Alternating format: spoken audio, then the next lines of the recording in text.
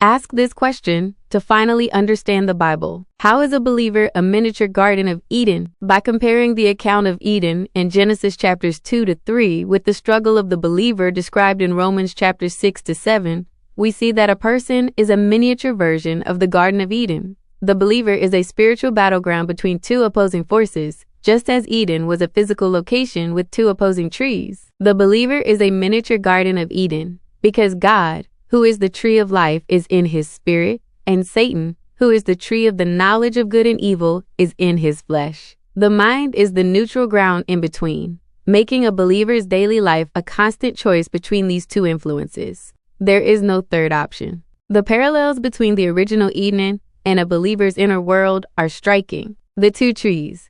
In Genesis, Adam and Eve faced a choice between the tree of life and the tree of the knowledge of good and evil.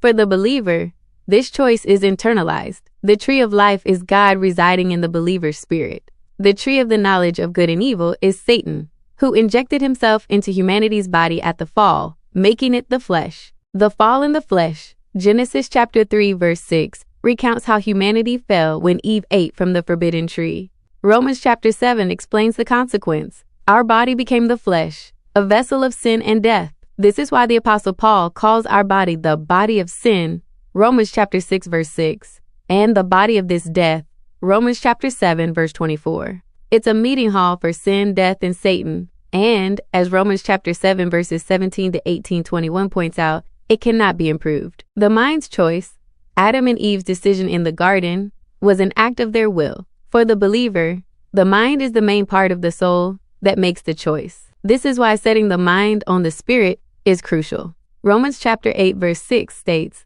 "To set the mind on the flesh is death, but to set the mind on the spirit is life and peace." Awaiting redemption. Just as God had a plan to redeem humanity after the fall, he has a plan to redeem the believer's body. Though the body of sin and death is always with us, Romans chapter 8 verse 23, we groan as we eagerly await the redemption of our body.